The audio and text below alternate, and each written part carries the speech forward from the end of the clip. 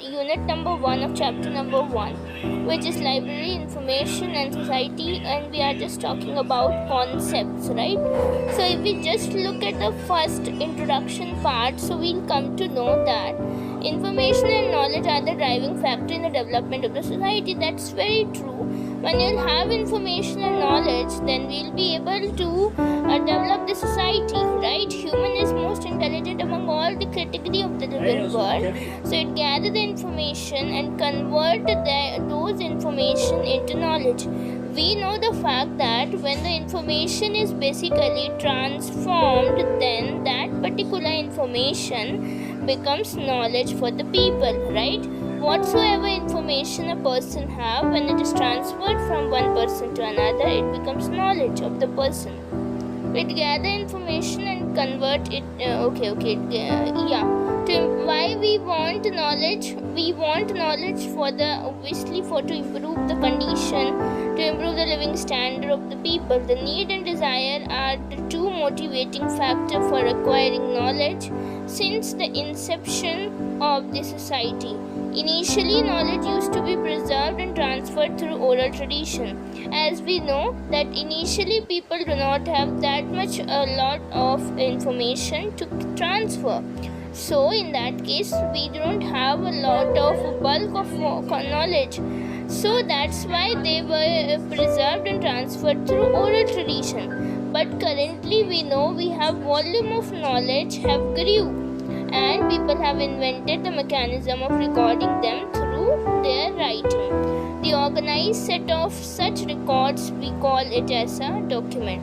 I have one paper knowledge, right? But when I will get the knowledge, this particular, into multiple volume of books, then what will happen? Then it becomes a whole document.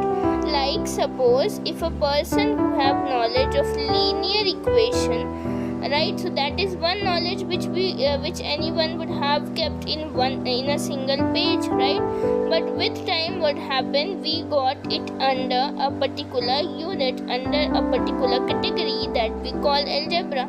So relating that particular concept over here, we come to know that when we organize set of many records of a particular topic, then it becomes a document.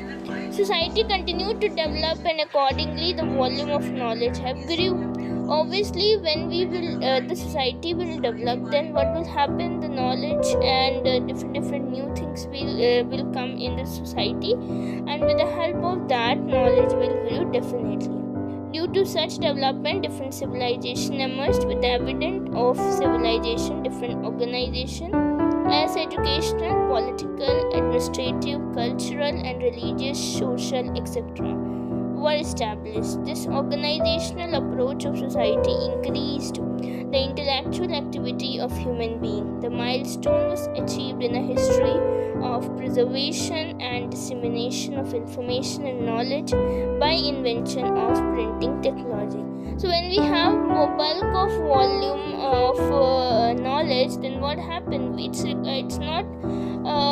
It didn't become that much easy to hold that particular information together, to memorize that particular information, a bulk of information. It's not so easy. That's why now it became necessary for to conserve that particular knowledge. Right? We have to preserve that. So that's why through printing technology, people started to write it down and disseminate the information knowledge by that only. Because of all these development, quest for the knowledge and to disseminate as well as to preserve them for the next generation, and that is how the concept of a library is emerged and got institutionalized. Otherwise, if we do not have bulk of knowledge, bulk of information, then it is not so effective to what is the use of library then in that case. But we know we have multiple we have a lot of information. That's why it became a work that we have to store that, we have to preserve that, and people began to write, and through writing now it's also essential to preserve preserved for the further also. So this is the reason why the concept of library emerged and got instituted.